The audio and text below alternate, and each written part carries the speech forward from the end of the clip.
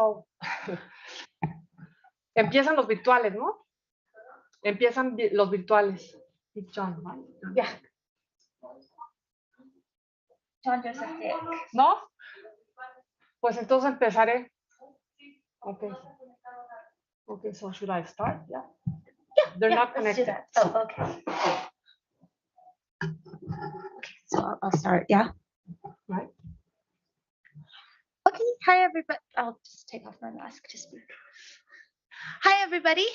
Thank you all for being here this morning. Welcome to our panel on markets, morals, and consumer practices. It's my honor to chair this panel. I'm Miriam Kadia of the University of Colorado Boulder, and our first speaker will be Cecilia Utrique of UNAM on American moral reformers and their influence on the transformation of drug practices around the world, the case of Mexico. Good morning. So I'm going to talk about American moral reformers and their influence on the transformation of drug practices around the world, and specifically the case of Mexico. So I think that historical and ideological origins of the global drug prohibition regime allows for a better, studying the origins allows for a better understanding of how to regulate drugs worldwide by considering how the global context influences local problems and practices. So I'm going to be talking today about three key persons in this in the prohibition movement at the beginning of the 20th century, from 1920s to 1940. Listo. Gracias. And I'm going to be concentrating on three personalities that were very, very important in this prohibition, in the construction of prohibition. So I'm going to talk about Richmond Hobson, Captain Richmond Hobson, that you probably have heard about. Also about Dr. Lawrence Cole, who was also a key player in the debate of drugs, and a Mexican doctor, Dr. Leopoldo Salazar Viniegra. He's a little bit later. He's from 38 to 40. That's the 2 years that I'm going to be concentrating on in Mexico. And in the US, it's around 1923 to 1940. So one of the leading players in this campaign against drugs was Richmond Hobson, a controversial moral reformer who presided over the International Narcotic Education Association, and whose goal was to promote and educate Americans and the world about the dangers of drug consumption and addiction. His campaign ran parallel to the Geneva Conventions of 1925 and 1931, when the US was not a member of the League. In the United States, anti-drug campaigns were debated among politicians, medical doctors, pharmacists, and their professional associations that not always agreed with the moral reformers. In this debate, Dr. Lawrence Cole, an expert in drug addictions, played a key role. And in Mexico, the new global drug system that criminalized drug users also led to discussions in medical and political circles, particularly during the government of Lázaro Cárdenas from 1934 to 1940. The director of Mexico's campaign against alcoholism and other drug addictions, Dr. Leopoldo Salazar Viniegra, a psychiatrist expert on the subject, was vital in proposing alternative mechanisms to deal with drug abuse and influence the government to change the existing legislation in 1938.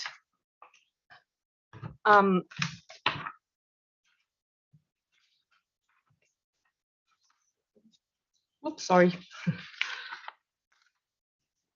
Well, the debate in the United States with Richmond Hobson, it was between Richmond Hobson and Dr. Lawrence Cole as the representatives.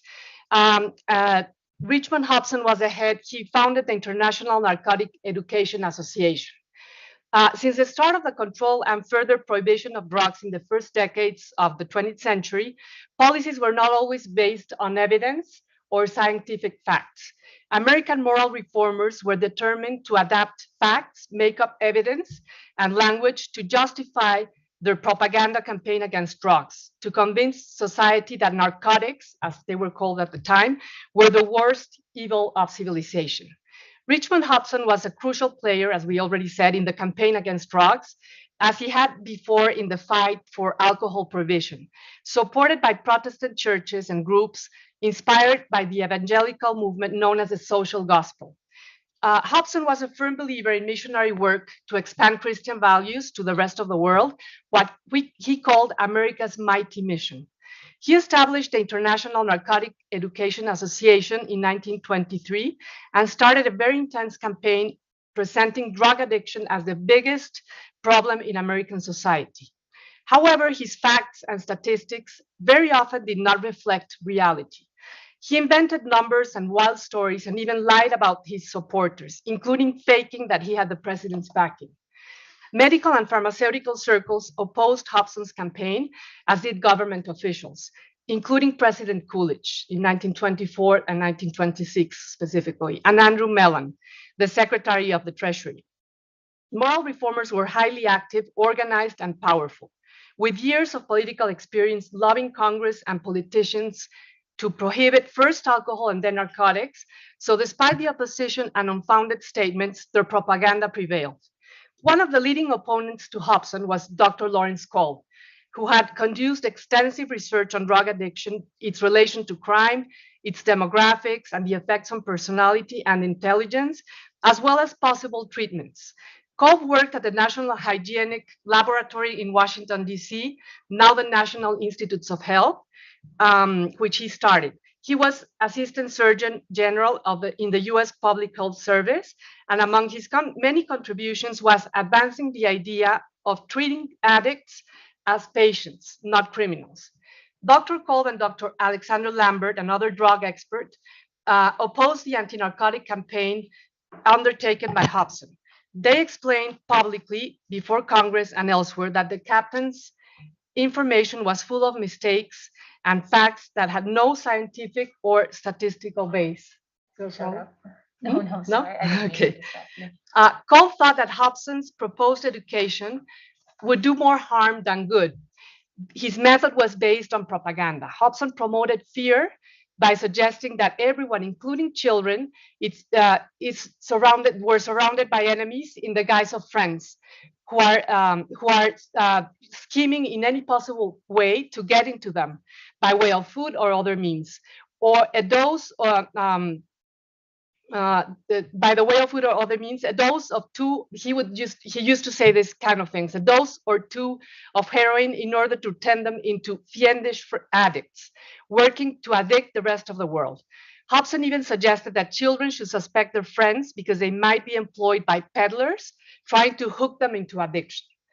Hobson repeatedly stated unfounded facts like 2,000, I'm quoting, 2,000 addicts can be created with 1 ounce of heroin, or he also said that 17,000 heroin addicts among school children in New York, or 200,000 addicts in the state of New York alone.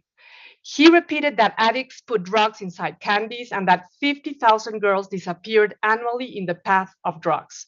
All propaganda intending to build panic and make people believe drugs were a real menace.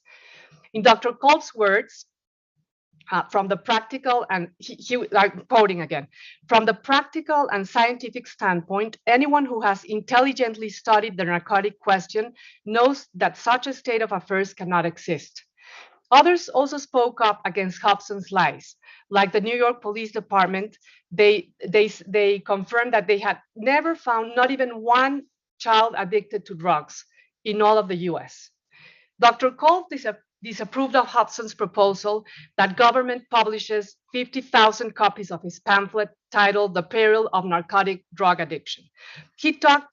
Dr. Kolb talked to Hobson to explain his views and pointed out the inaccuracies of his pamphlet, and most of all, the harm that this would do to the public mental health. The doctor testified before the Senate and explained his position before Congress. Kolb praised the Narcotic Division's work regarding the Harrison's Act application and limiting doctors' prescription of drugs to addicts. However, contrary to Hobson, he did sympathize with the addict and thought that they should be provided narcotics and did not believe that drugs caused moral deterioration. Yet he recognized that there was a deteriorating effect of narcotics and that there were benefits to restricting their use.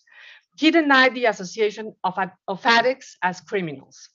Dr. Alexander Lambert, who also worked with Dr. Kolb, he joined the controversy with Hobson over the latter's pamphlet. This is another pamphlet, The Peril of Narcotic Drug Addiction. Oh no, sorry, it's the same pamphlet. He had several, but this is, I'm talking about the same, the one that he wanted to publish, the Congress publish it. He talked about this narcotic menace as a growing threat in the US and the world. And he stated that there were millions of addicts in the US.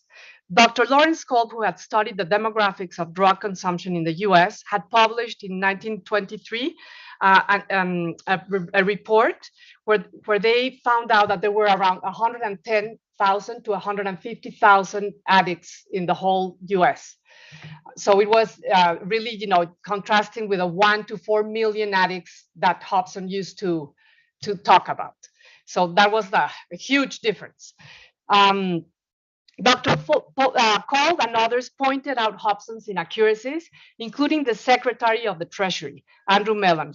Mellon said that his pharmacological data, toxicology, and biology were wrong. For example, he insisted that all addiction is a contagion. Nevertheless, Hobson refused to revise his data and insisted that Congress print his pamphlet. The Public Health Service did not support Hobson or his International Narcotic Education Association, even though he used to say that he even put in his pamphlet the name of Coolidge, and he used to invent that he had the support of a lot of people, of all Congress, and so he always with lying about his facts, and his work, the work of his association was not endorsed by President Coolidge or by the government at all. Even the League of Nations refused to use his facts because they explained that his methodology was based on propaganda.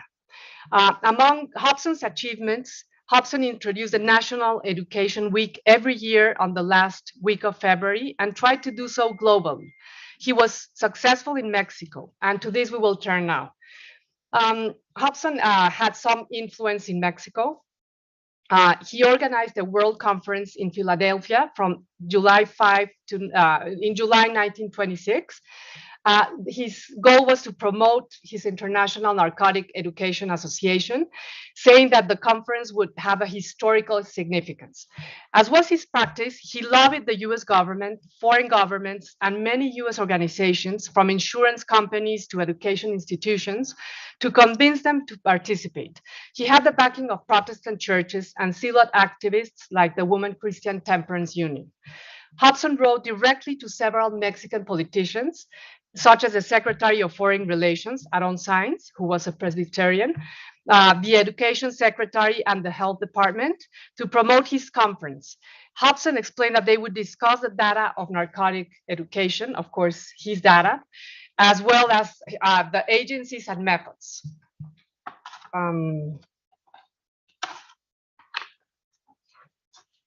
Convinced that they had the endorsement of the House of Representatives and the approval in the Senate. Well, it was pending, but he was sure that he used to say that he was going to get it. He also claimed that he had the backing of 100 American organizations, 50 educational institutions, and over 50 governments, local governments, including 8 major cities and 25 states, plus 7 foreign governments. Hobson reached out to Moisés Sainz, also a Presbyterian brother of the Secretary of State, the Mexican Secretary of State. Moisés Sainz was the deputy secretary in the Education Department, who declined the invitation. However, the Mexican government discussed the conference, and the Secretary of Foreign Affairs asked the Health Department to participate. However, the head of this department, Dr. Casaurang, declined to join because they had no monetary funds. That was the excuse, so they couldn't attend. And he also said that they were already doing things about drugs, so they were not really interested in participating. Given the lack of interest of the Education Secretary and the Health Department, the Foreign Relations authorities decided to have the Mexican consul in Philadelphia, Basilio Bulnes, represent Mexico at the conference. This conference was in 1926. Hobson was very insistent. his methodology was he would write different, the ambassador, the consul, the undersecretary, the secretary of state, the education authorities, everybody that he could reach. He started, insisting. He was, they were very their insistence was very systematic. They had all this experience with alcohol prohibition that had really worked. So they had this way of lobbying governments. So he started talking about in the communications with the Mexican officials. He started talking about trying to build to establish a permanent organization to apply the power. These are his words: to apply the power of education in the menace of narcotic addiction. He repeated that the menace of addiction was universal. We should prove the need to produce a permanent with the adherence and cooperation of all nations. He thought this would allow standardization. Hobson would not take a no as an answer and kept writing to Mexican officials, including the ambassador, Manuel Tello. And he was insisting that Mexico participate in the conference, that they should push to make this conference a treaty, and inviting the Secretary of Education to participate in the committees. There were around, I think there were 4 committees, so he was lobbying for Mexico to participate.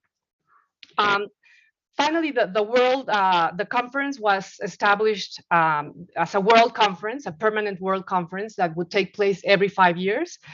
However, it's important to say that the health authorities in the United States did not participate. So the federal government did not participate in this conference. And another interesting thing that I noticed in the program is that there were daily, the program of the conference included daily prayers. Of course, there was pressure on all participants to pay the bills and the new bureaucrats, of course. So the INEA, which is the International Narcotic Education Association, donated $25,000 for the first year of this permanent conference, which and countries committed to include narcotic education in textbooks as well as in the education curriculum. Hobson was successful in this sense in Mexico. The Mexican Education Department expressed interest in participating in 1 or 2 of the international committees, and the Department of Health established the annual Narcotic Education Week every February. So this was a fact. This did happen. I don't know about the participation in the committees, but at least here it did happen. Especially participating in the committees, the Mexican officials got cold feet because they had to pay. So when they heard, after the revolution, there were no funds. So when they heard that we had to pay to participate, that didn't happen. But the narcotic week in February, it did start. The government did start in public schools and in the radio. Interestingly, the Mexican diplomats and the government went along with Hobson's initiatives. There does not seem to be much questioning from the Mexican authorities in those years. Mexican diplomats, they were not, I didn't find anything, they didn't seem to be aware of the debate that was going on between Dr. Kolb and other medical doctors and the medical circles in the US and the reformers. So, and of course, the government felt very pressured. But I think they missed that debate. So they were just, thinking that they had to participate and they had to answer. And in part because of the local context at the time, in post-revolutionary Mexico, drugs were not a central theme. Alcohol was more of a concern, but not drugs. There were more significant problems to deal with. After the revolution, of course, state building, restructuring the economy, the conflict with the Catholic Church, the enforcement of the new Constitution of 1917, which included the very controversial issues with the United States, with land distribution, and especially during the Cárdenas government, the nationalization of oil industry in 1938. However, there was an essential yet very short deviation from the American drug policy from 1938 to 1940. While in the US from 1930 on, with Harry Anslinger as the head of the Federal Bureau of Narcotics, he was like the follower of Hobson. Not follower, I mean the exact, that he continued with all the language and all the propaganda of Hobson. The drug policy in the United States became increasingly inflexible and punitive against addicts. Anslinger was Hobson's heir, as I just said, but with enhanced power within the government. The propaganda campaign against drugs had finally set foot in the American culture of the 1930s. And now I'm going to turn to Dr. Salazar Viniegra, who is the Mexican psychiatrist who he studied marijuana effects he was the head of Mexico's campaign against alcoholism and other drug addictions. That's the title of his post. And he was a specialist in marijuana effects. So he would experiment with people that were at the hospital, in the Hospital de Toxicomanías. He would give them cigarettes with tobacco, and he would not tell them when they had marijuana. So that wouldn't affect what the consumers were reporting back. Well, I mean, of course, how this works. They tell you that you're smoking marijuana, you get all these ideas. So he didn't tell them. So he studied the marijuana effects for about 14 years. So he reported back that what the effects of marijuana on the consumers were dryness of the mouth, a nose, red eyes, hunger, heartbeat, and sleepiness. But none of the changes in perception of time and space, craziness, hallucinations, or losing conscience was common, at that time, especially the press, that they used to repeat all these exaggerations and stories about what marijuana did to people. Salazar noted that these extreme reactions were due to psychiatric causes in persons with schizophrenia or autism, which coincided with what Dr. Kolb was reporting also in the US. As Dr. Kolb, Salazar Viniegra disagreed with the persecution of toxicomanos. He never called addicts. He called them toxicomanos, so that just drug consumers. The Mexican law of 1931 ordered the establishment of hospitals to treat toxicomanos, but after 8 years, there was only one hospital in the whole of Mexico, and it was located in Mexico City, where Dr. Salazar worked. Dr. Salazar Viniegra believed that the law of toxicomanias of 1931 was not successful. He said, first, it was too expensive to treat addicts because they needed many months of treatment. Second, criminalizing consumers and traffickers increased the price of drugs, and prohibition gave drugs an aura of mystery and attractiveness, making the market of illegal drugs very profitable, which in turn fostered corruption of government officials. Third, he said that the treaties of the League of Nations were useless. And I quote, legal consumption was extremely controlled, but illicit traffic was enormous, and in his view, somewhat tolerated. According to Salazar, drugs improve physical and or moral sufferings. The idea of trying to eliminate toxicomanias, including alcohol, was excessive and was a result of ignorance of both of biological as well as philosophical human problems. He explains how modern chemistry made available many new enervating substances. So it was not only opium, cocaine, and marijuana, but many new drugs produced by pharmaceuticals, and often above medical needs, such as Veronal, Adalina, and Luminal. Drug consumption should be considered inevitable. That was what Salazar believed. He disliked traffickers, whose sole interest was to promote the consumption of drugs, given the high financial returns. According to the doctor, prosecuting illegal traffic and consumers only increased consumption and drug peddling.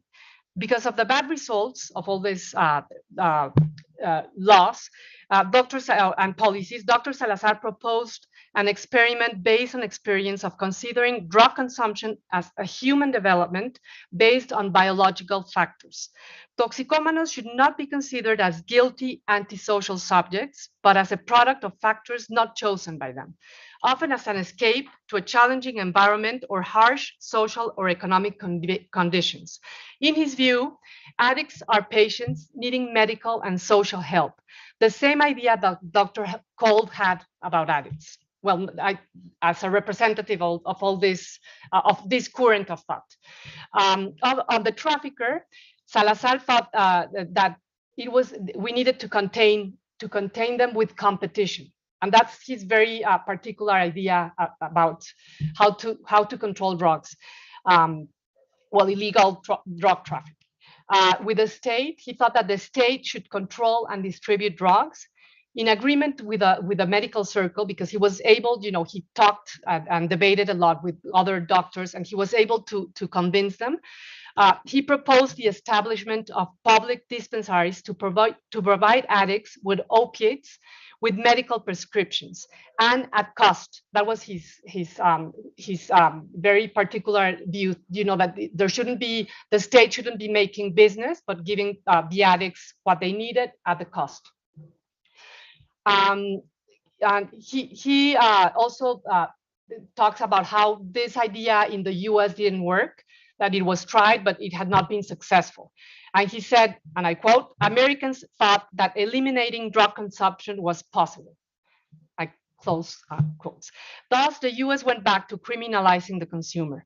Salazar explained that drug consumption was not a big problem, primarily in Mexico. Primarily, it was concentrated in larger cities, in some ports, but it was not we didn't have a problem in the countryside at all. There was no consumption registered. The problem was drug trafficking, enforcing the law against illegal production, and closely, and he mentioned that Mexico had been collaborating closely with the US. There had been some activity with the US in Sonora and Sinaloa. So that was, he tried to explain that Mexico was trying to collaborate with the US. But the experiment did not last long in Mexico. It only lasted for about 4 months, with the dispensaries and providing drugs to addicts with the prescription and what I described. Because in 1940, the United States imposed a ban on all drugs to Mexico. I don't have time to explain the whole. Dr. Salazar went to Geneva to try to explain his new project, but there was a lot of pressure of Anslinger to back down. So the way they did it is that the United States put an embargo to drugs to Mexico. So I mean, there was, with the war going on, Mexico could not get drugs from opiates from Germany. So we had to back down. So President Cárdenas had to suspend the new law that was in 1940. So it was a very short experiment, but I think it was very important, and also to show how the circulation of ideas and this globalization of ideas, how Mexico was aware of at least in the medical circles, of the debate in the medical circles in the US, and how there can be alternatives to prohibition. So these are 2 examples of doctors that opposed prohibition and proposed treating addicts. Well, just to conclude, Dr. Kolb in the US, as Dr. Kolb in the US and Salazar in Mexico, they strongly opposed the alternative, and they proposed the policies based on more on science than just moral ideas.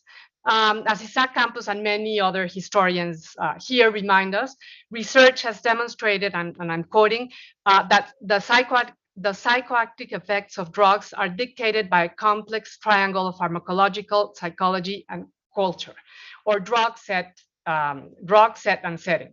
However, the first decades of the 20th century, the US chose not to listen to the medical drug experts or objective proposals, and instead favored a drug culture constructed on moral ideas that led to misguided drug policies exported to the rest of the world.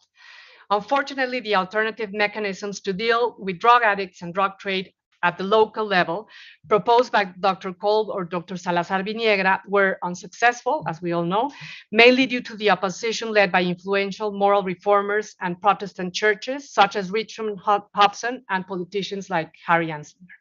Thank you very much.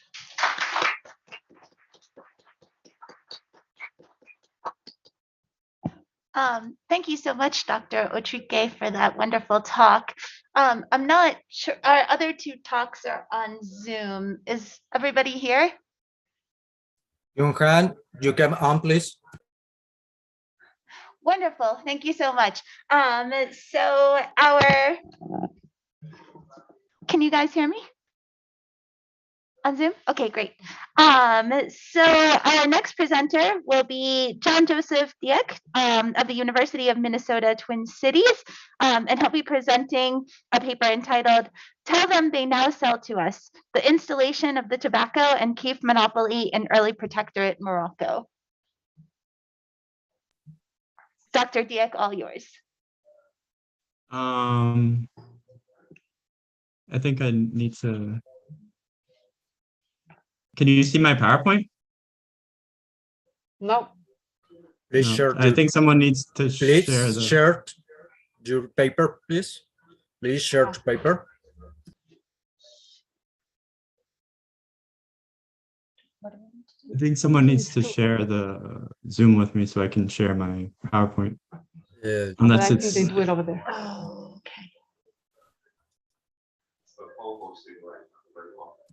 Right. At the bottom of the screen, you have a green button. Oh, Please sorry. press, Yeah. and now select your PowerPoint or PDF. Okay. I Now think see you can you. see now. Ah, yeah. Oh, so Yeah. there. Thank you. Thank you.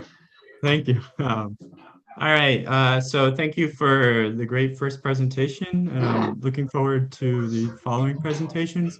My presentation today is coming out of my larger dissertation work that looks at tobacco and kief within a little bit before the start of Protectorate Morocco, which starts in 1912, and a little bit after the end of the Protectorate period, which ends in 1956. My end date is sort of 1961 with the signing of the Single Convention on Narcotic Drugs. But today I'm just looking at tobacco and kief in a very small region of Morocco towards the earlier period within my chronology. So the chronology is 1907 to 1917. And sort of the simultaneous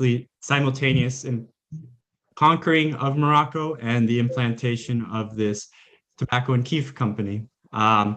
But before I get into the meat of my presentation, I want to get us sort of linguistically and geographically on the same page.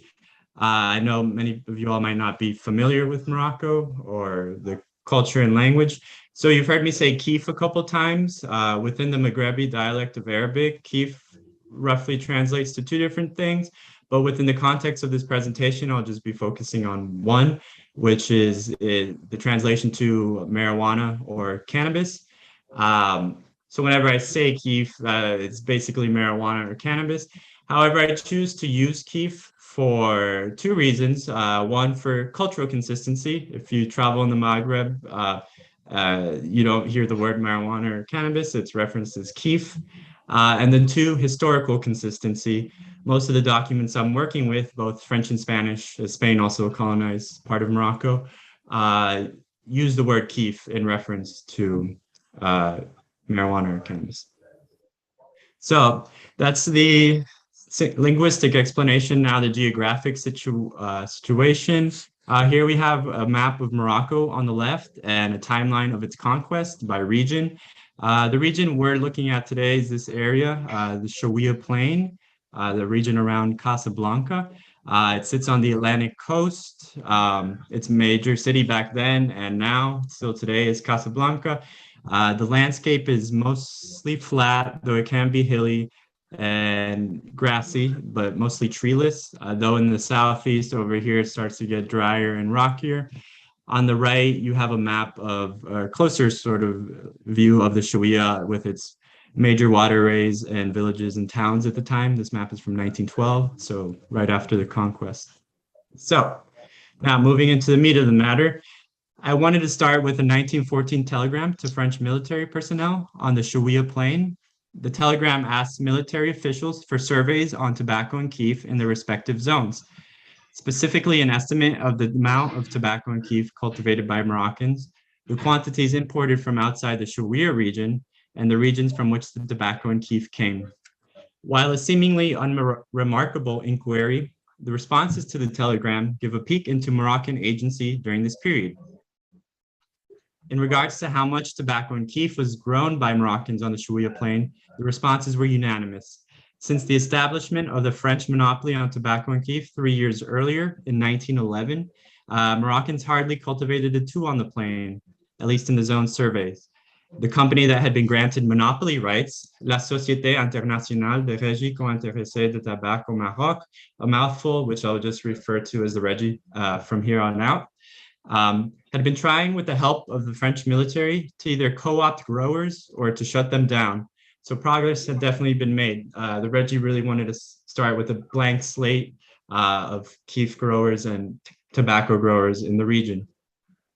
The responses also made clear that a considerable amount of tobacco and keef was brought into the region from other parts of Morocco. While some of this tobacco and keef was brought in by Moroccans that had the license to do so, it was uncertain whether all Moroccans importing into the Shuia had the license. Worse yet, some Moroccans would purchase keef and tobacco outside the Shuia, meaning revenue loss for the Régie. It seems that despite France having expanded militarily and commercially into the Shuia, Moroccan growers still held some sway over the market. So, historians have demonstrated the intimate relationship between imperialism and drugs. Research at this juncture has consistently shown that drug commerce helps spread and maintain Western presence in many regions of the world. Some histories, nevertheless, complicate the image of an all-powerful colonial state benefiting from a drug market.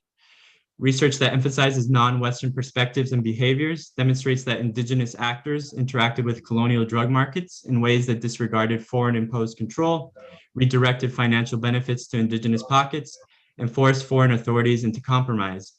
What researchers of drug history have not accentuated, however, is how indigenous manipulation of the drug market was both indicative of and contributory to difficulties in subjugating non-Western territories.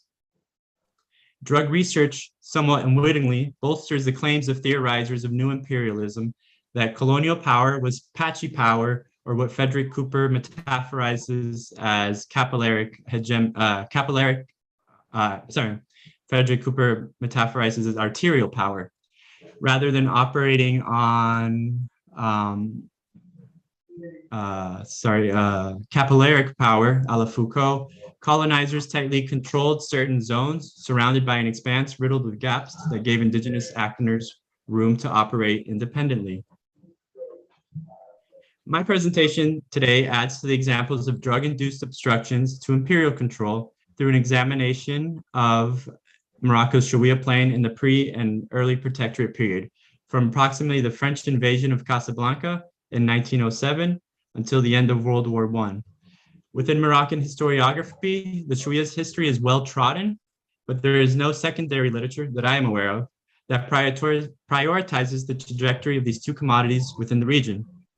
Relying primarily on sources from France's military and intelligence services, I survey the everyday frustrations that Moroccans involved in the tobacco and keef market generated for French authorities in a period of imperial conquest and colonial settlement. The Shuia was among the earliest sites of the country's colonization.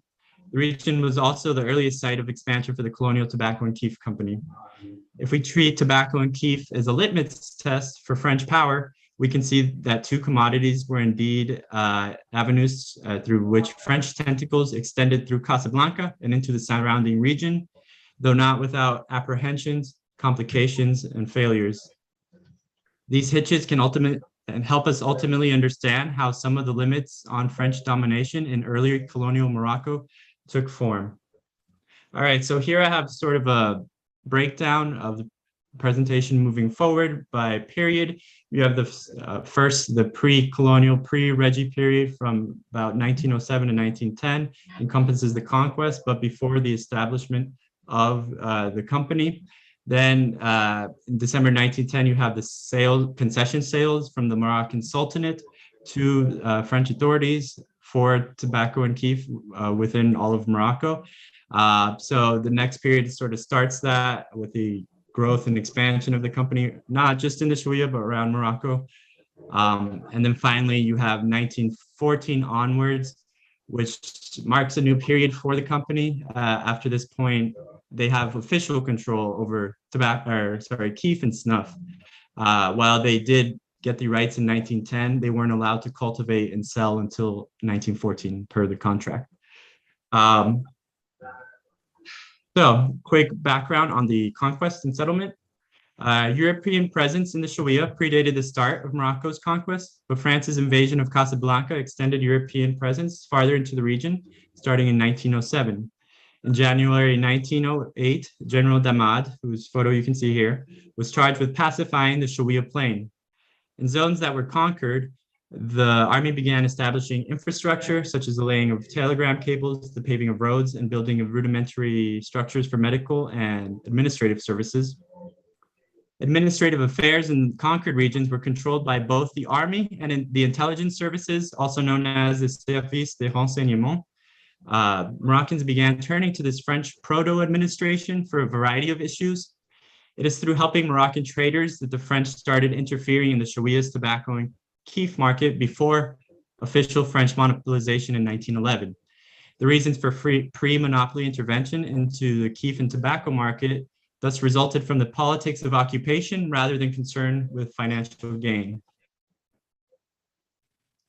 One such instance of Moroccans coming to the military for help came in October 1910, 2 months before the concession sale.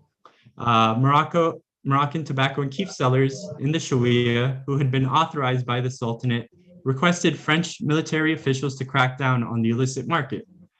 Military personnel in the Shuya region were ordered to consider any snuff and kief possessed by unauthorized Moroccans as contraband to be confiscated. Unauthorized dealers had until mid-October to sell their remaining stock. In trying to execute their new duty, many lower-ranking military officials needed help with snags that the order generated. One of the issues was tobacco and kief that was planted before the military order. Some Moroccan traders were upset that they would lose money on their investments through no fault of their own.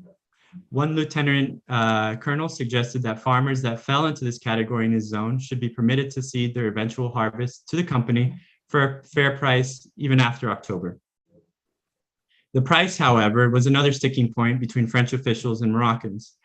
Moroccan farmers feared that buyers would take advantage of the order by offering prices lower than the fair market value, which is what seemed to have happened. Licensed buyers were offering 3 feuilles per quintal, but Moroccan sellers wanted 10 feuilles per quintal. The lieutenant colonel, not being familiar with market prices, could not settle the dispute, so he asked for the input from the general stationed in Casablanca. The general, however, was equally confused as to what to do, and in turn went to the battalion chief Designy, who offers his thoughts and a solution. In Designy's opinion, the recalcitrance came from locals' tradition of flouting the Sultanate's tobacco and kief laws. He reminded the general that license sale under a monopoly system was not something new to the Shuya. The Sultanate had monopoly control and granted licenses to specific individuals. French authorities then were simply enforcing the law. If in the past Moroccans had sold with more flexibility, it was because they knew they were not being monitored. Under the new military mandate, Moroccans would have to sell at the price purchasers demanded. Designy nevertheless stressed that the military did not have the authority to force growers to sell, only to confiscate and destroy contraband tobacco and kief. In sum, the military's maneuvering in the market was prompted by Moroccan requests, but the military's ability to uncontestedly dictate the market remained restrained. So now moving into the sort of second period is the Reggie's purchase to the rights of tobacco and kief in December 1910. As I mentioned before, kief sales would have to wait until 1914, as agreed in the sales contract. So for this and other reasons, France only had control of the Shuya market on paper. The Regi lacked the infrastructure, workforce, and political climate necessary for the company to function as envisioned. Within the Shawia, there were no Regi-owned administrative or production facilities. Moreover, regional infrastructure was still deficient. With regards to a workforce, the company lacked affiliates that could carry out both cultivation and sales. Cultivation, at least for now, is not so critical as sales. Most of the tobacco used by the Regi in Morocco, and especially its early years, was imported from Europe and the Americas. Finding salespersons then was a much more important task, as the company needed to generate revenue to expand. However, the logistics of finding suitable candidates to sell tobacco took much time and effort. Finally, the Regi lacked manpower to control the market on the ground. It was true that the Regi had agents that were given some policing powers, but their numbers were sparse and the company could only act as far as French forces had established a military presence. Unpacified areas would remain a problem throughout Morocco's conquest for the tobacco and kief market. For the time being, it seemed that the only thing that had really changed was the latitude French authorities had to deal with tobacco and kief within areas already settled. So some of the tasks, here we have one example of tasks that the military helped the Regi with. One incident in January 1913 demonstrates the powers with which military personnel were imbued, as well as the anxiety Moroccans could generate in this new period. An agent of the company in the region and a Moroccan policeman found a small amount of kief on a Moroccan sharecropper at one of the weekly markets. The company agent and policeman threatened to bring charges against the sharecropper. To try and turn the situation in his favor, the sharecropper sought the help of the local sheikh. The sheikh offered to resolve the affair for a bribe of 35 bayo, which the sharecropper paid. A local qaid, which is sort of a native ruler of a certain subsection of a region within the Shawia, caught wind of what the sheikh had done and reported him to the French intelligence services. So now the chief has to sort of decide what's going to happen in this sort of tangled situation between someone who's been caught for contraband and then someone, local officials, Moroccan officials who are taking bribes. In the chief's perspective, the most concerning character here was the sheikh. Sheikhs were indigenous middlemen on which French authorities relied. That one furtively demanded a bribe elevated the incident beyond that of a minor kief crime. The chief determined that his response to the betrayal would play a role in France's relationship with Moroccan leaders moving forward. An outright dismissal of the sheikh was very tempting. Yet European intervention, reasoned the chief, was still too close in time to the corruption of the previous administration that it was unreasonable to expect a rapid disappearance of the rapid corruption. Moreover, a removal might bring more trouble by encouraging complaints of corruption from other Moroccans, of which it might be difficult to determine the veracity. Thus, the chief thought it best to require the sheikh to pay a fine and return the sharecropper's money, who was found to not even have been breaking any laws. This decision, the chief hoped, would make a statement to local leaders about fraud while not jeopardizing relations with local leaders. As for the Regi agent and Moroccan policemen, the chief suspected that they had received a cut of the bribe, though the chief could not establish with certainty that they did. Moreover, he could not determine whether the two were acting bad faith or they in fact made an error in judgment. How the two should be punished would be left to their supervisors. In sum, the incident demonstrates that much to French officials' dismay, some Moroccans authorized with certain powers were taking advantage of the transition to a new tobacco and kief system to extort money from unsuspecting individuals. The situation was very concerning for both the Regi and military, as both entities counted on these Moroccan intermediaries who were displaying dubious ethics. So this next section marks the final sort of move in the Regi's power within Morocco. The transition from a military zone into a civilian in 1913 of the Shawia and the start of Regi and snuff kief sales in 1914 ushered in the final stage of the monopoly's implantation within the Shawia. The civil zone was supposed to be supervised by a civil controller, though the French military retained administrative control in the areas of the Shawia not yet under the civil controller's purview. As both the civil administration and Regi grew, the company's reliance on non-Regi auxiliaries decreased. Still, rural areas of Shawia needed military help, especially after January 1914. Up until this point, keef and snuff had been sold or had been policed, but did not feature among the Reggie's products in their stores. As preordained in the contract of the concession sale, the Reggie was finally allowed to cultivate, process, and sell tobacco and cannabis for snuff and keef. The Reggie's administration quickly realized, though, that a keef cigarette they created and marketed would be a tough sell. The Reggie's keef was rolled into paper, but Moroccans traditionally smoked keef in a pipe called a sepsi. Moreover, the keef cigarette contained a lower amount of keef than what most Moroccans were used to smoking. The result was low sales and the growth of a black market. A decree published a year later in May 1915 aimed precisely at curbing the growing black market. Despite tightened regulation around tobacco and keef, indigenous contraband activity seems to have continued hindering French objectives in Morocco, though not merely because of the financial consequences one might expect. On March 6, 1917, the highest office of the Protectorate administration, that of the Resident General, sent the commanding colonel of the Sharia in Casablanca some posters and a letter. The posters, written by the Reggie's administration, stated at the top in bold black letters, "Notice relative to the exploitation of snuff and keef." The long accompanying report explained the purpose in the offices sending the poster. The opening paragraph reminded the colonel in Casablanca of the Reggie's recent acquisition of snuff and keef. The office then offered the Reggie's reasoning behind obtaining the rights to keef, which was to restrain the quote, noxious effects of keef consumption, end quote. The Reggie, in collaboration with the Protectorate government, envisioned weaning the Moroccan populace from keef by making the only product available containing keef a cigarette mixed with tobacco. The company would then lower the percentage of keef within the cigarette across time. For this plan to work, the office stressed, the consumer could not obtain cannabis anywhere else other than the company's shops. It warned that the cannabis contraband was difficult to catch since it often originated in areas of Morocco still in rebellion, though could just as likely be grown clandestinely in settled zones. Moreover, keef's compact size, once processed, made it easy to carry. To facilitate policing, the posters laid out both in French and Arabic the regulations found in 1950 degree previously you saw on the previous slide.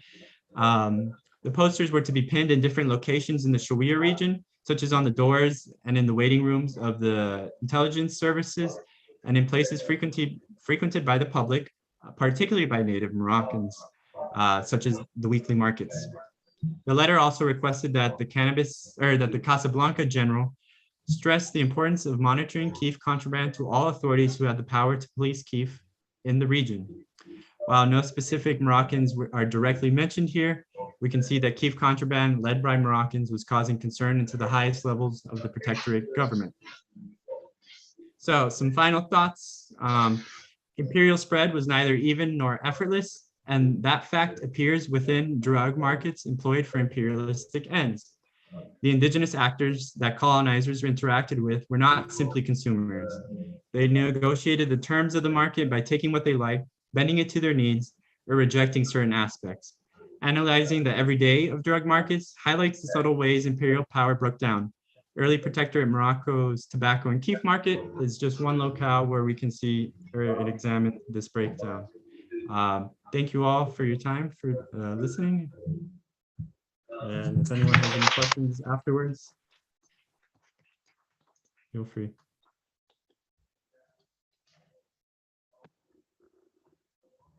Okay, many thanks for that presentation.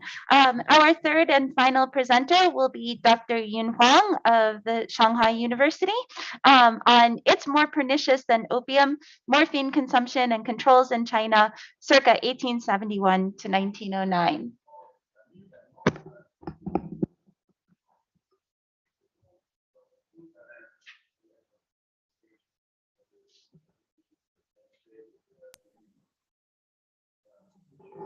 You can hear?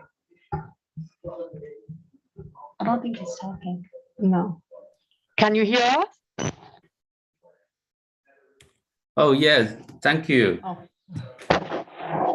Because I couldn't unmute myself just now. Oh, thank you. Thank you for the introduction. Professor Miriam Kinsberg. Thank you for the great presentations, Cecilia and John.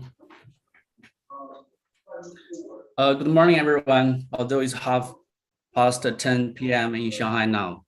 Thanks for joining this panel. I'm Huang Yun, postdoc researcher at the International Center for Drug Policy Studies at the Shanghai University. Now I'm sharing my screen.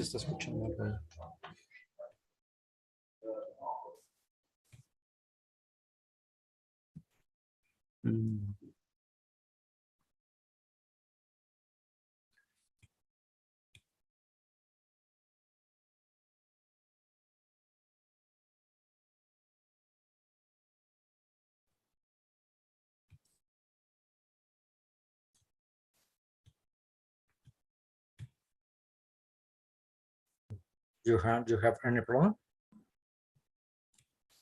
You have any problem? Okay, I see it. Can you see the PowerPoints? Yeah, it's good. Good to see. Thank you.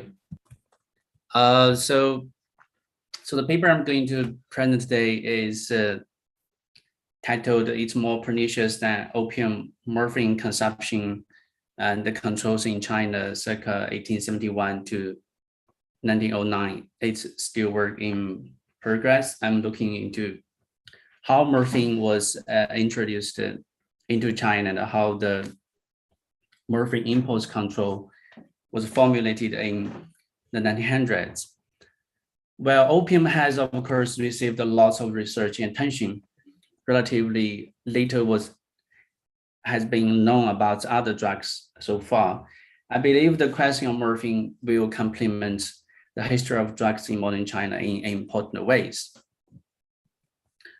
It was the Christian missionaries who first introduced morphine into China, partly because their strict anti-opium stance. By the 1870s, Western missionaries in China started to use various kinds of morphine products in the treatment of those addicted to opium smoking. In addition, it was used as a painkiller. Several strategies were used to introduce morphine into China, including dispensing pills containing morphine to opium addicts and administration epidemic injections. In the process, they also became strategies to promote the evangelical work of the Western medical missionaries. This was part of their medical mission that could attract local followers. These anti-opium medicines, which include the morphine, were willingly provided by Western companies in China. In addition to medical missionaries, Western pharmaceutical companies, the anti-opium movement, and consumers became promoters of morphine use in China. Historians have pointed to the changing attitude of literati towards opium smoking in that period as an influential factor in spreading increasing criticism of opium. It was when opium smoking became popular among the lower class that the literati started to denounce it, became increasingly critical. In the anti-opium discourse of the second half of the 19th century, morphine as a convenient and a clean drug became the replacement substitutes for some opium users, although others still used opium. Christian groups in China began to discuss the harm of morphine in the 1880s and soon began actively opposing it. At the General Conference of the Protestant Missionaries of China, held in Shanghai in 1890, medical missionaries discussed the misuse of morphine and recommended that the conference should pass resolutions to control the distribution by missionaries and local Christians. What became clear throughout the discussion was that they were not merely worrying about the misuse of morphine, but also aimed at maintaining their authority and expertise as Western medical professionals in China. Gradually, various dimensions of the interacted, making it a complicated issue. One relevant perspective was health. Reports on morphinomania, morphine addiction, and on the poisonous effects of its overdose in Europe and North America gradually circulated to China, while medical professionals, particularly medical missionaries and their publications, such as the China Medical Missionary Journal. Medical missionaries also formed the main source of information on morphine for Chinese officials. Chinese officials and literati also started to discuss the harm of this drug in the 1890s. Another was social, since by then, the non-medical use of morphine for leisure, including epidemic injection, had gradually become popular. A third dimension was political. As nationalism in China was rising greatly after the First Sino-Japanese War in 1894 to 95, because China lost the war to a small country in Asia, ceding large territories and paying huge amounts of indemnity. This was relevant since Japanese traders and smugglers were involved in the business of morphine and injection instruments. Morphine and opium became criticized as substances weakening China and degenerating the Chinese nation. By the end of the 1890s, literati and gentry in several places, including Shanghai, appealed to local authorities to take action tackling the morphine problem.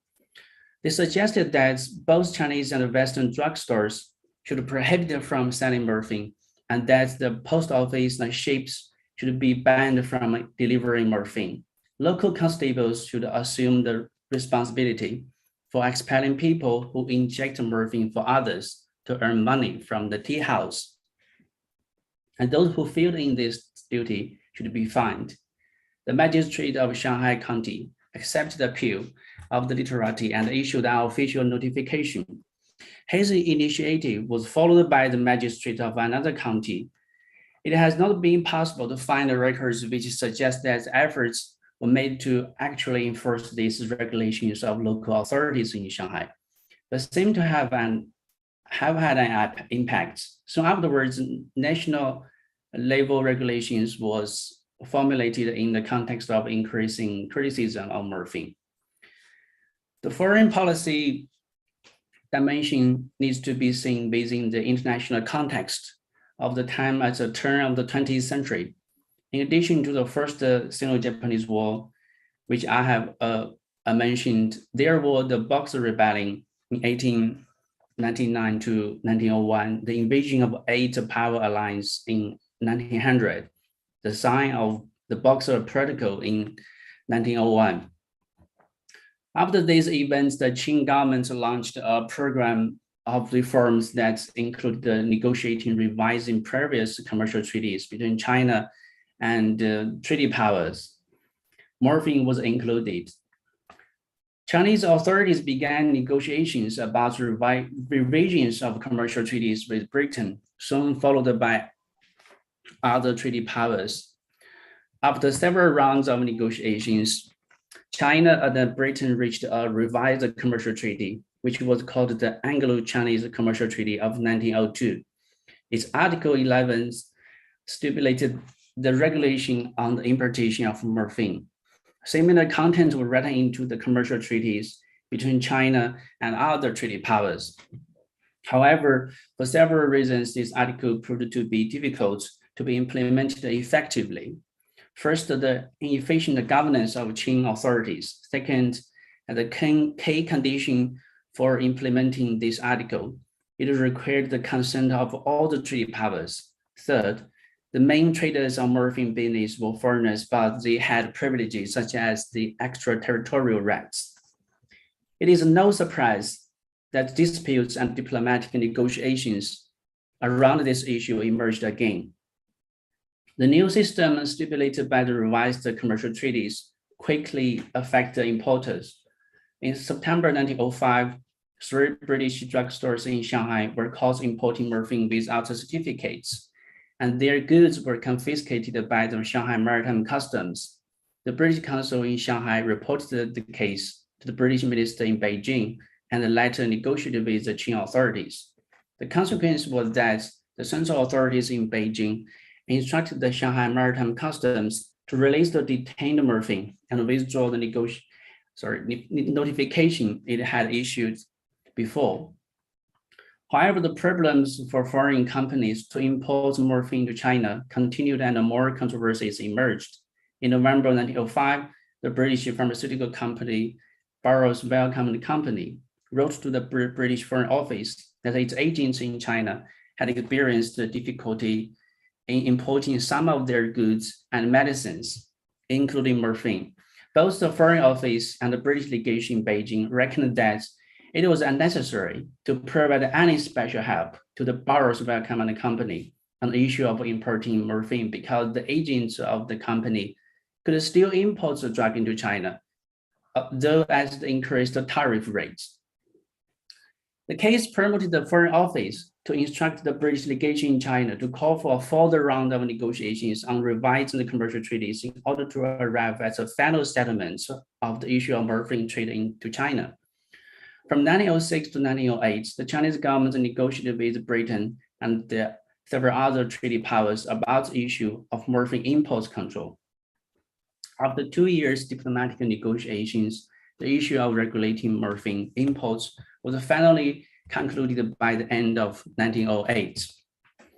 In January 1909, the China Maritime Customs issued regulations for prohibiting morphine importation, which stipulate that importation was prohibited except for that ordered by foreign doctors and foreign drugstores. For those who obtained permission, there were further rules. For example, foreign doctors who import morphine and related instruments had to obtain a bond from their consulates and provide details about the amounts, the import method, and a guarantee that imports were only for medical use. In short, importing morphine was only possible under specific, very narrow conditions. To conclude, from the mid of the 19th century to the beginning of the 20th century, morphine experienced a change of conceptualization from an exotic miracle medicine for curing opium addiction to a pernicious regulated substance in the world, including China.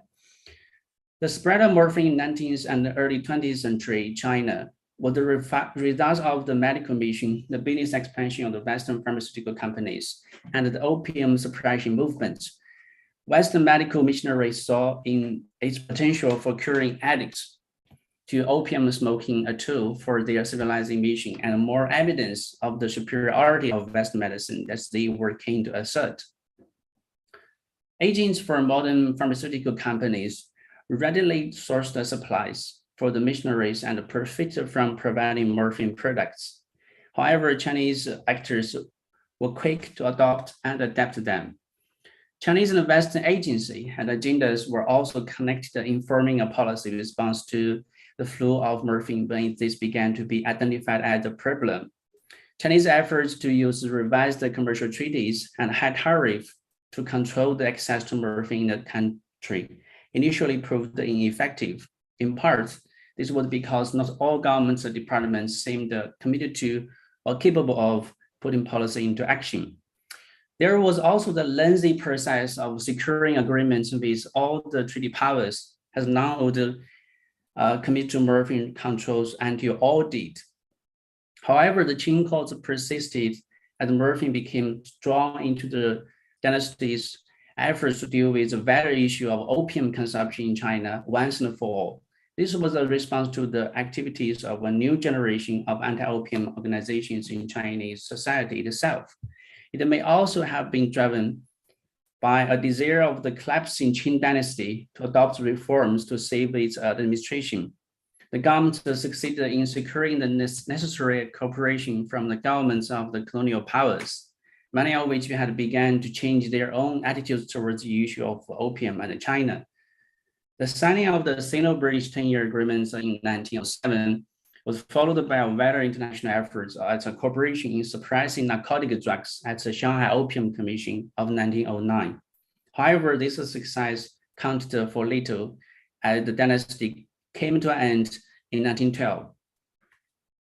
The efforts to regulate morphine also draw attention to the difficulties and the inefficacy of the Chinese state and the imperialism of colonial powers at this time. The disconnection between policy and practice is most obvious in the length of time it took the commercial agreement of 1902 on morphine to be even partially implemented in 1905. Although there was a broad agreement on how to control the flow of morphine at the Qing court, clearly a commitment to doing this was not shared beyond these confines. This may have been because of the confused motives behind this set of policies, where the attraction of rising revenue from imports of useful medicine using a high tariff may have undermined the desire to reduce the black markets from which non-medical consumers sourced their supplies.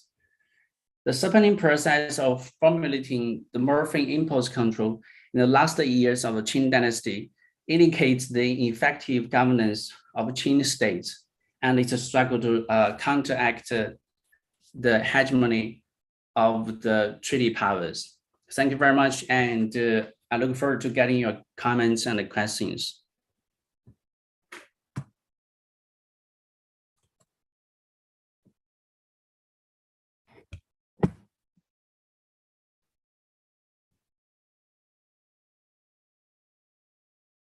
I think that it is difficult for online presenters to hear without a microphone, but it doesn't seem like we have one of those free-floating microphones. I can go get.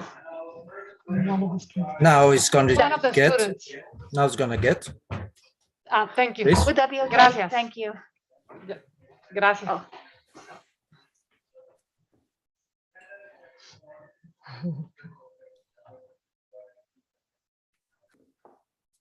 A minute, please. Yeah, they're bringing it. Oh, okay. That's really nice.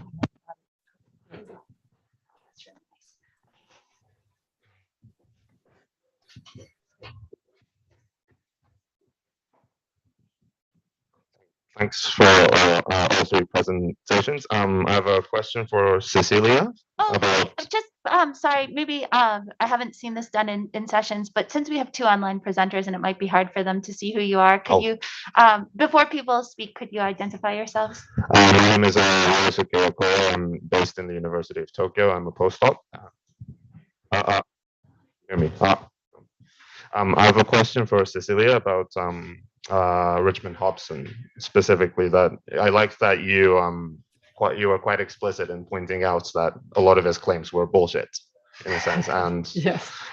but that was quite surprising to me, especially because I mean I've been researching the British cases of temperance activists during the same period, and a lot of them were quite careful to make scientific claims and claims that couldn't be easily debunked, especially when they were in public, because that would delegitimize their scientific claims. And you mentioned that how Hobson was quite explicitly unscientific and exaggerating and overstating the drug epidemic in the US. And I was wondering why he was so callous in that aspect. Was it partly to do with the fact that he was so successful with the alcohol prohibition that he probably thought a similar strategy might work with drugs? Thank you.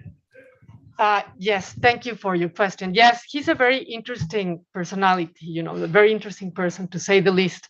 But it's really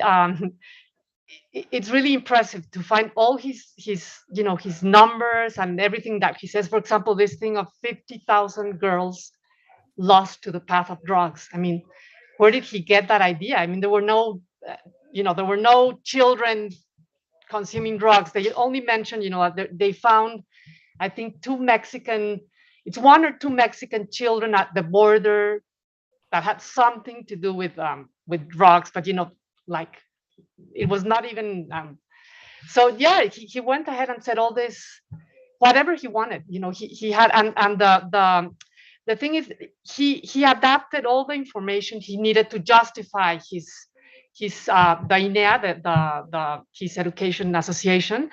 And I found even Dr. Kolb saying that he just wanted to get his $1 million, for founding his association.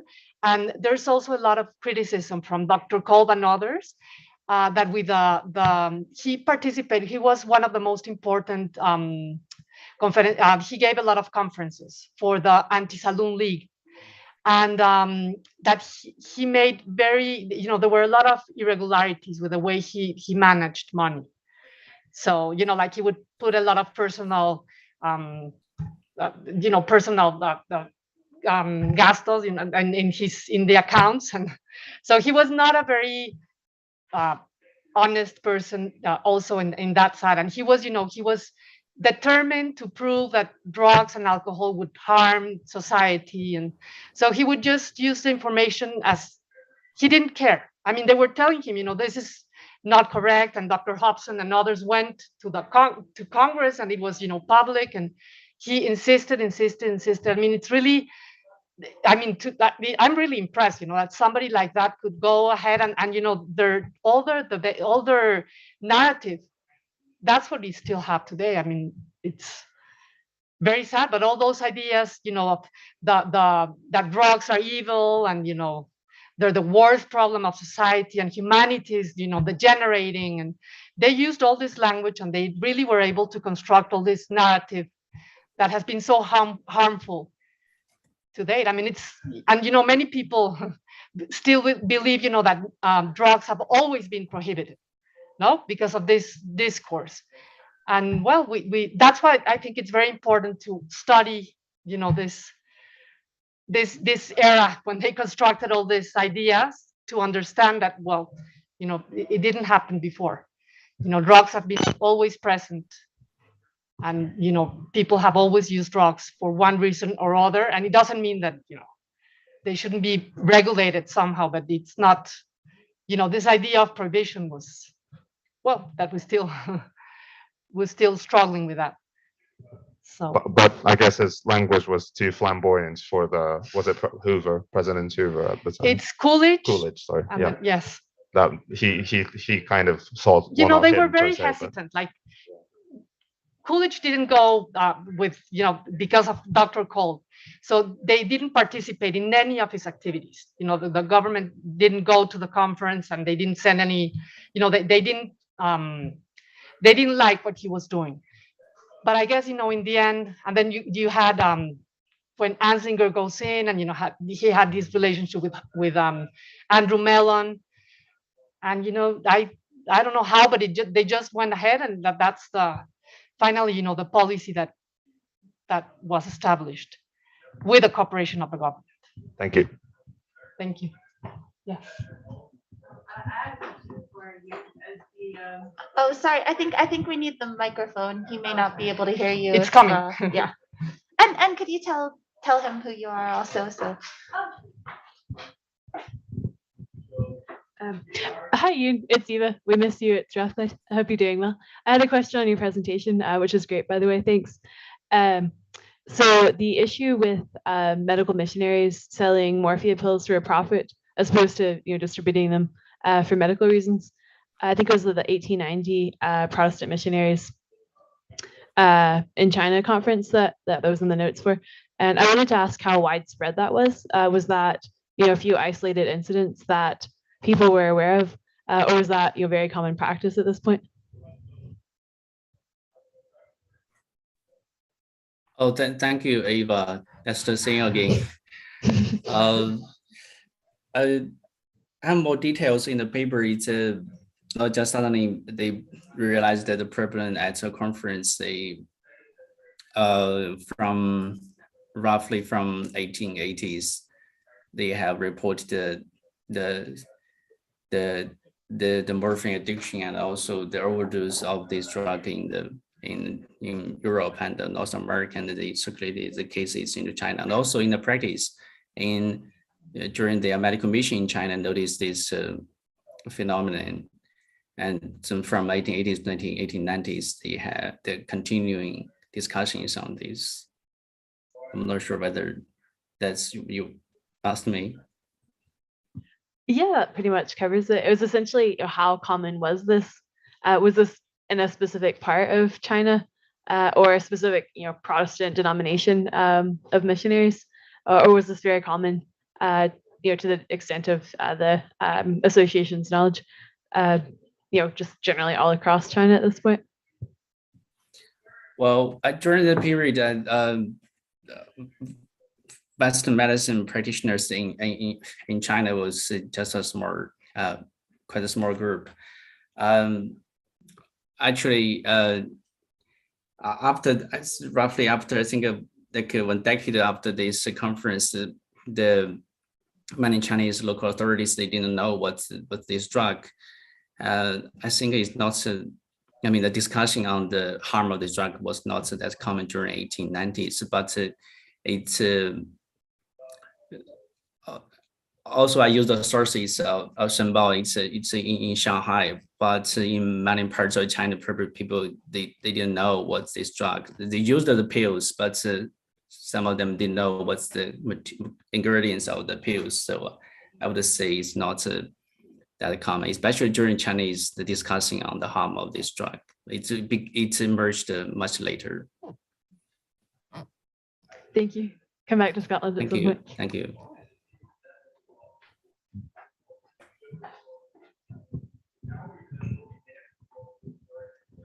Hi, I am Andrés López from the National University of Colombia. Mi pregunta es para Cecilia. Esta figura de Salazar, pues es muy interesante, pero yo pregunto, ¿qué tan excepcional fue él? Sí, él fue un individuo que se le ocurrieron estas grandes ideas, o él hace parte de un movimiento mexicano, internacional, que está discutiendo esas cosas. ¿Y qué pasa después de que se cierra el experimento, cierto? Después de esos meses. Hay discípulos, hay gente que defiende ese programa, o eso muere totalmente después del cierre, ¿no? Muy buena pregunta. I'll say it in English. What's your name again? Andrés. Andrés is asking me about Salazar Viniegra and his experiment, if that continued after he was actually removed from office because of pressure of Anslinger and so he was removed from office. But interestingly, yes, his project continued. He was removed also for political reasons in Mexico that had to do with electoral politics. It was election coming, but the important thing is that the Dr. Suirov, who was the next head of the toxicomanias department, he continued with his project. Like very low key. They didn't want to make a big deal about it, and the U.S. was now, they were happy that Leopoldo Salazar had been removed, but the surprise was that they continued with the same ideas, although they couldn't implement them, of course. But they never denied, that they continued with the idea of that addicts should be treated as patients and not criminals, and so his ideas were also very well received in the press and the medical circles, but it did not have an international influence. Like it was more local, but it was not something. He did convince the politicians and doctors and the press. So there was not opposition to his policies. And when he went to Geneva, it's very interesting what happened. He disappeared like the last day. Nobody explains why. He was going to present his project and he left the day he had to present. So it was the ambassador who had to talk on his behalf.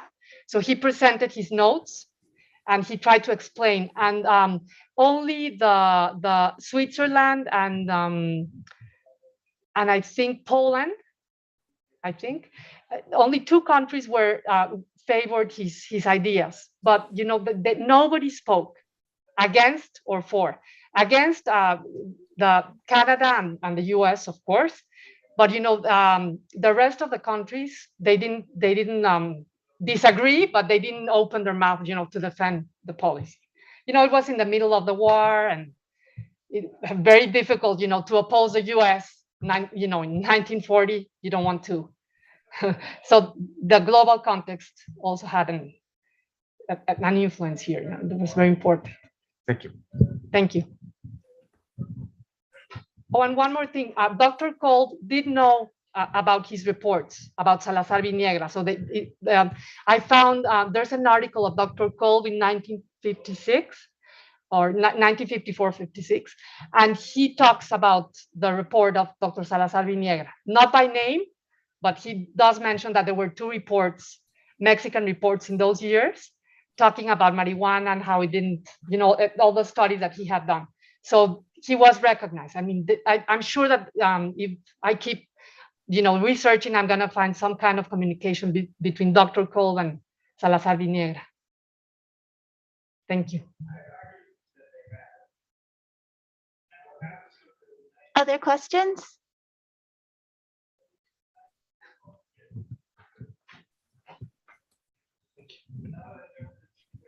Hi, good morning. My name is Freddy Jaimes. I'm based in El Paso, Texas.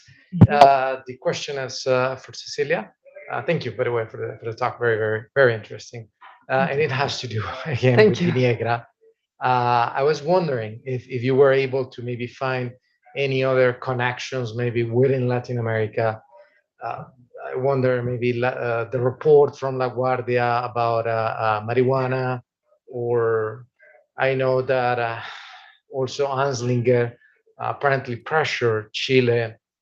This is based on William Walker III, because Chile was kind of going ahead with the cultivation of opium to synthesize it, and a very similar dynamic happened, which was close to World War II, the U.S. pressure, not sending any other drugs. And so I was wondering if you have been able in your research to find any other connections, if maybe Salazar Viniegra was able to network within other countries in Latin America. I work on something directly related to it.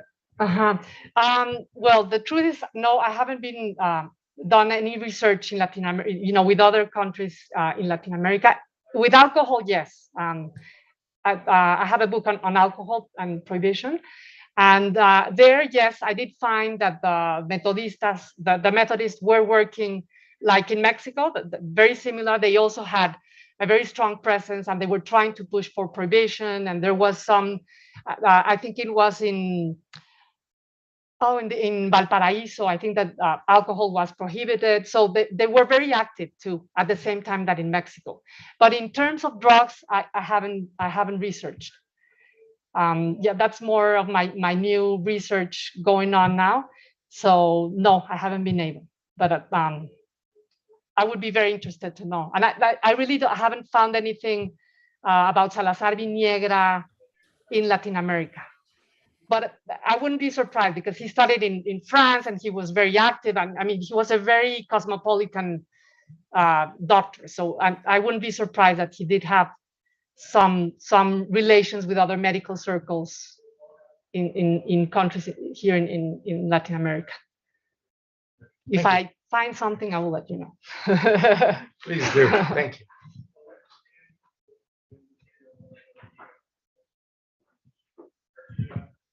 Sorry, it's Rio again. I have a question for Yunhuan and Cecilia. For Yunhuan and Cecilia, I thought, so Yunhuan's story of missionaries using morphine to treat, was it opium addiction, sounds an awful lot like methadone treatments to me. And I wonder if there's if he knows of any connections between because I'm more curious whether the usage of kind of strong drugs to treat strong drugs is I assume quite a radical idea at the time. I wonder, I don't know, but I'd like to hear on that. And also for Cecilia, also Salazar's ideas of dispensaries sounds extremely radical at the time. Or was it radical? And it reminds me a lot of what I think, was it Portugal did about 20 years ago, when they decriminalized every drug and they started providing dispensaries, and actually led to the reduction in drug abuse and many different illicit drugs. So these are my questions. Thank you. Thank you. Should I answer or? Yeah, go ahead. Okay. Oh, yeah, please go. Okay. Well, yes, I was listening very carefully to his what he was saying about the pills that the Methodists were giving to But in Mexico, the truth is we didn't have such a big problem. And no, the Methodists were not at all giving any kind of pills, morphine pills to cure morphine addiction, because we didn't have that like an extended problem at all. It was more, there were some heroin addicts and a lot of more marijuana. And I mean, it really was very contained. It was not an extended problem. But no, we had nothing of that, no morphine pills for addicts.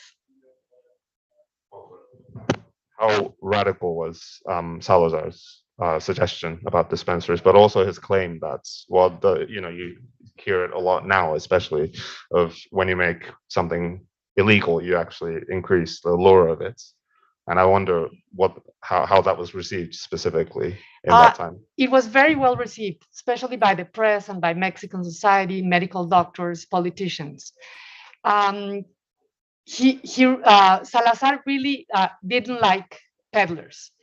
He's a very interesting doctor. He had all this materialistic conception of the world, very Marxist in his view. So he was against profits, and so he hated peddlers. So that's why he was proposing this idea that the state controls and distributes the drugs. I think it was not that radical at the time. At least, what you read, it was not a scandal. It was really not a scandal. And the fact that, the ambassador, Tello was in Geneva, and they were, the Mexican team was really supporting him. So, and it's also very interesting because Cárdenas was not very liberal in that sense. Like, he prohibited alcohol. He was for, prohibition or very strict control of alcohol. But on the other hand, you have this policy, very liberal policy more liberal policy with drugs. So I think it's a very interesting, and if you read it now, exactly, you have to, you compare it with Portugal, what they're doing, the dispensaries and giving help, support, psychiatric and psychological support to problem consumers. So I really think it's a very good example, even if it was very, let's not exaggerate it. It only lasted for 4 months, and the dispensaries, they hardly started, and they had to suspend the law. But, the fact that he could convince and change the law was important in a subject that was not, as I said, it was not a main subject at the time in Mexico. I mean, we were really dealing, with the oil expropriation of 1938 and very difficult situation with the United States. So I think that also, when you have to choose your battles, right? So, thank you. I think the medical commissioner practice, they just roughly from 1870s, just borrowed the practice from the Western world to use in their medical mission. And in their records, they recorded that, well, at the beginning, they actually, they try to use the drug to say how it's going on. And then gradually in the 1880s, they realized the harm of this drug. Yeah, that's my answer to your question. Thank you.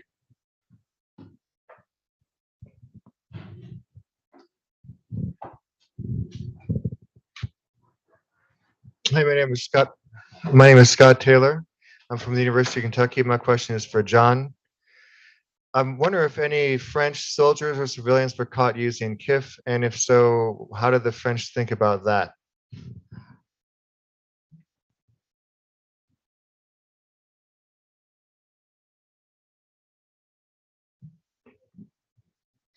John, were you able to hear that?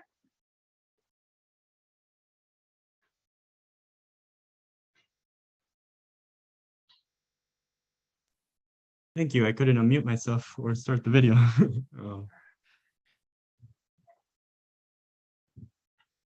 So I did get your question. So basically what are French soldiers who use Kiev, what are they thought of, and what are the reactions to them. So we really should differentiate. There are Moroccan soldiers as well participating, and even Algerian and West African soldiers participating in the conquest of Morocco. And so these groups are definitely using Kiev. There's the sources I went through mention them, and it's permitted in this period. Essentially, Kiev consumption is permitted for everyone by law within Morocco, both in the pre-protectorate period and in the protectorate period. What's controlled is where the Kiev comes from.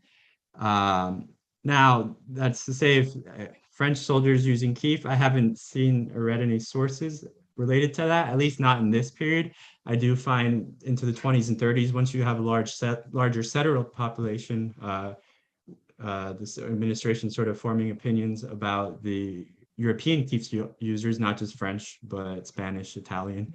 But in this period, I haven't seen it at all. But I would gander that it's looked down upon. It's sort of seen as the native drug, the native consumes it, but the European should sort of stay away from it.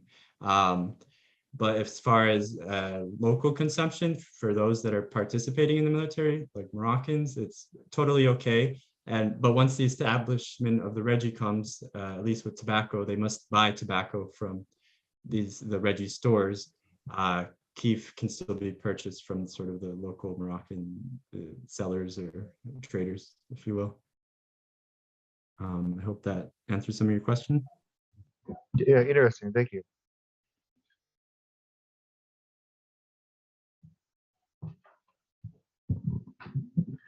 Other questions?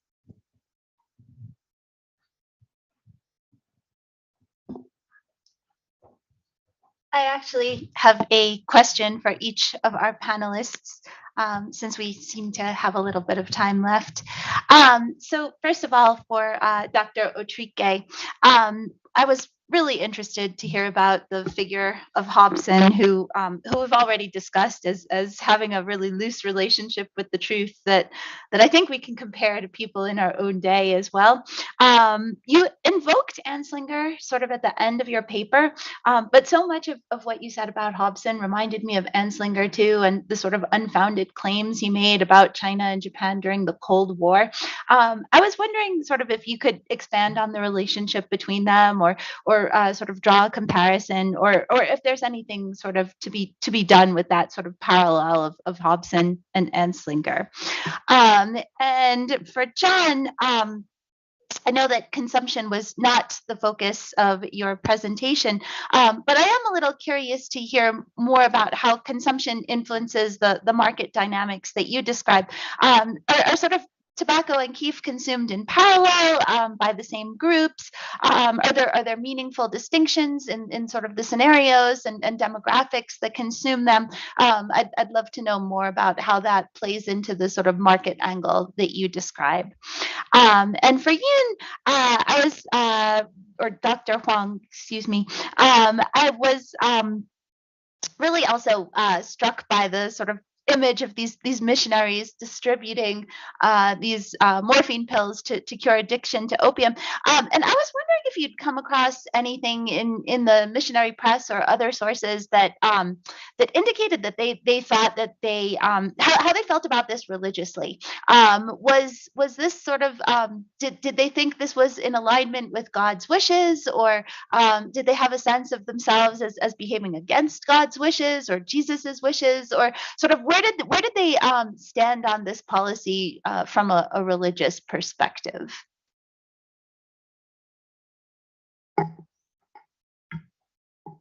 Should I start? Yeah, why don't you start? Okay. Well, yes, Hobson and Anslinger, Anslinger follows.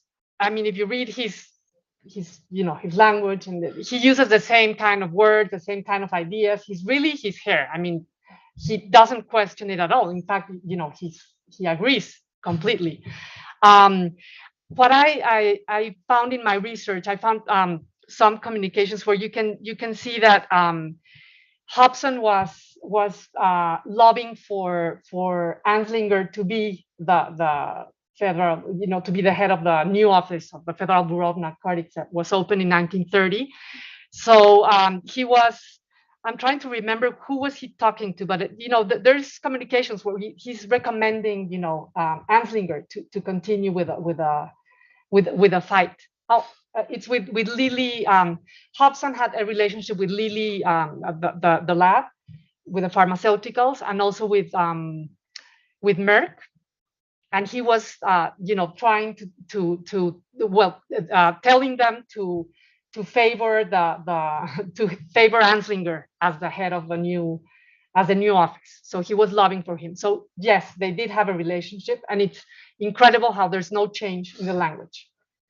So yeah, it's really surprising when you start reading. It's like, really? I mean, they just could say anything they wanted, and it's all based on moral ideas, with this Protestant idea that vices should be eliminated from the world, and that they're harmful to the human body, and all the religious, all the cosmology, about the body, the human body, and how tobacco or even caffeine, drugs, they're all they make your body impure, and so all these ideas finally were the ones that prevailed. And I think it's very important to remember that today, that we study this, and to understand how this has affected the problem of drugs today, with a turn in terms of when you prohibit, of course, you're favoring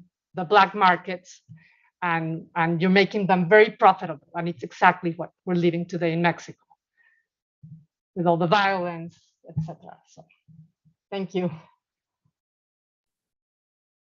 I'll go next. So in terms of consumption influencing the market and the different demographics involved, I think with pre-colonial and early colonial Morocco, you can sort of neatly divide it between the demographics between Europeans and Moroccans, and how these different groups interact with the market is sort of results from pre-formed ideas before the French arrival.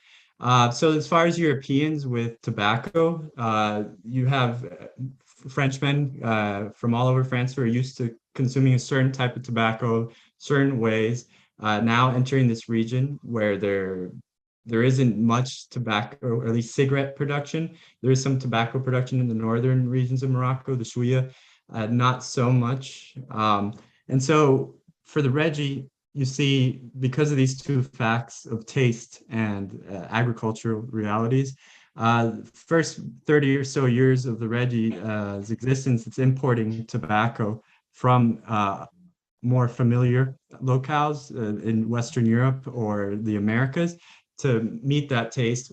All the while, the Reggies having these experimental farms, trying to match as best as possible in order to reduce the imports, because it costs more to bring tobacco into Morocco than grow it there and sell it there.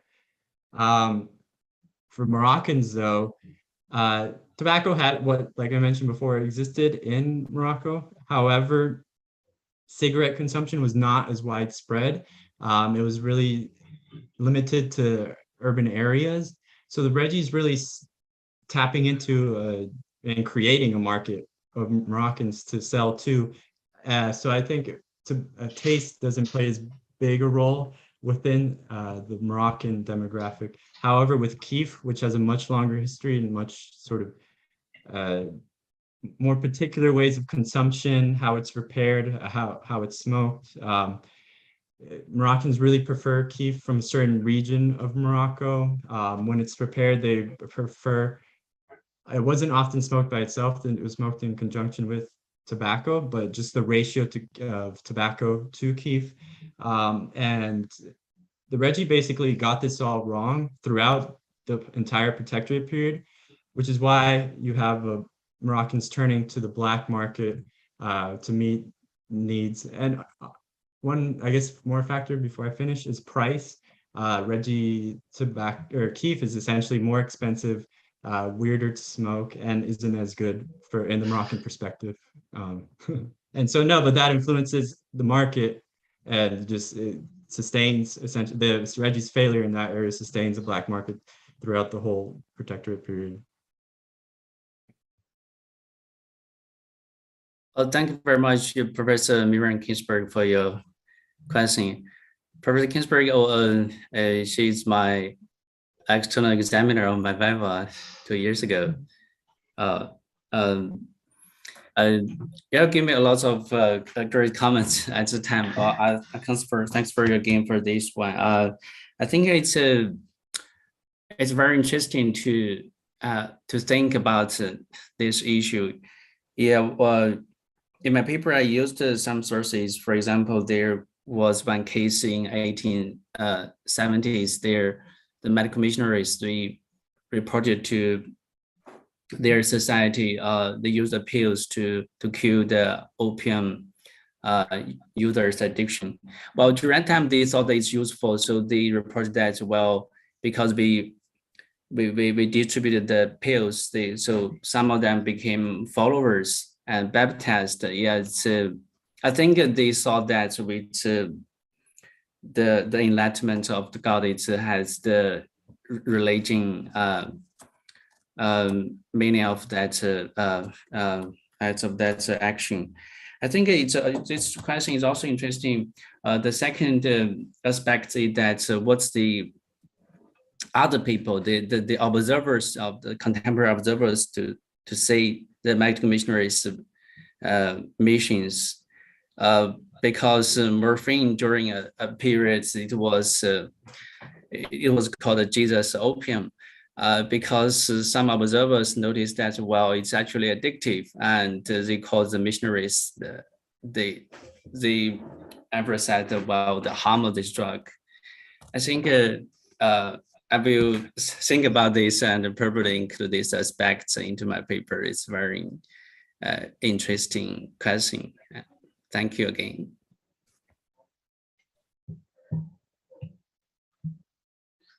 Do we have any final thoughts or comments from the audience?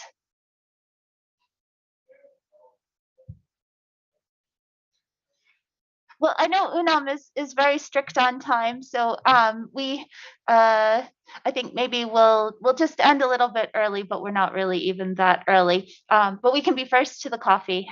So thank you all so much for being here, and let's give our presenters another round of applause. Thank you. Thank you. Thank you. Thank you. All right. That was good. Good night, June. Thank you for staying up for us. Bye. It's 11:30. It's good to see you. It's nice to see you. Sorry, I was a little bit late. I had difficulties to log into this app. Even with the I'm glad test, you made it. I'm sorry. even with the test of the other day. Thank you. Thank you. Thanks for a great talk. Thanks for chairing the panel, Miriam. It's great to see you. How are things in Shanghai? The 2 months lockdown just eased from the June 1st, but I'm still stuck in the campus Yeah. Have you been in for more lockdown? than 100 days. Have you been in lockdown? It looks really strict. Yeah, it's I would say it's draconian. Hang in there. Yeah. Oh, okay. Hoping to see you again soon. Good luck with your Yeah. work, okay? Hope to see you soon. Yeah, I hope I really wish I could attend this conference in person, but it's. We're sorry you're not here in person, that's all. Okay, I probably need a. Okay, we'll let you go have a cup of coffee, right? Okay, see you soon. Get some See you. rest. Bye bye. Bye-bye. Thank you. End of the meeting. Ya terminamos. I can't